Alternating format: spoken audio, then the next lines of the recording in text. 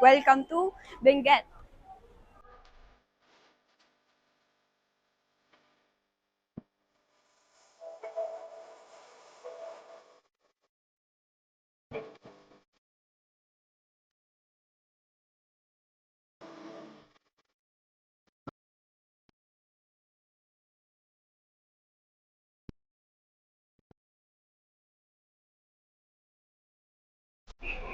Ang Benguet ay kilala bilang the salad bowl of the Philippines dahil dito karaniwang nanggagaling ang mga gulay na kinakain natin araw-araw.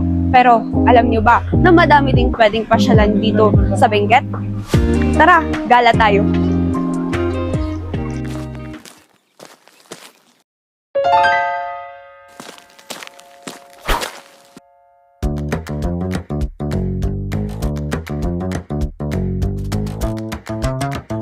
Ang La Trinidad Strawberry Farm ay matatagpuan sa Benguet, malapit lang sa Baguio City.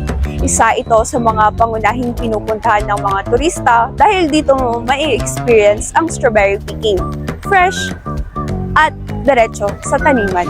At syempre, hindi makukumpleto ang trip mo kung walang pasalubong.